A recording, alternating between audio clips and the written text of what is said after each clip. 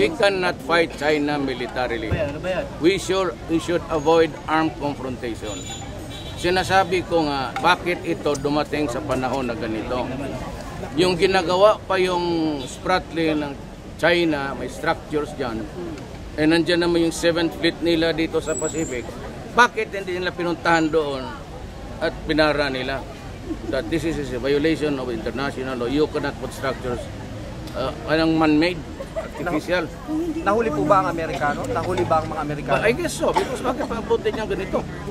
Na may mga missile na yan ngayon. Eh, kung interesado noon pa sinabi mo, Adre, mag-aaway tayo niya kasi nandito ka sa... Hindi natin kaya gawin yan. So at that time, it would behooved upon in yung Philippine, yung American Navy. You mean to say, sir, the US has not been a good ally in that sense? To that extent, yes, because I'm still surprised until now, pinaabot nila ang problema na ganun kabigat.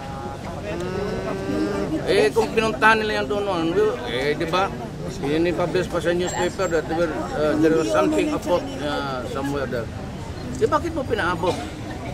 Ngayon may, how can you now go to war with? Wala tayong.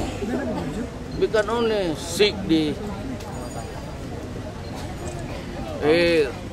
tanong ko, magpakamatay rin ang China, ang Amerikano sa atin, against China. Sir, what will you do if China still rejects the arbitration? Di ba sinabi ko, I'll go there?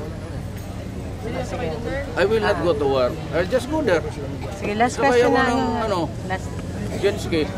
Dala ako ng flag, pati ball. Tanim ko doon sa airport nila. Okay na? Kung gusto nila akong capture, di sige.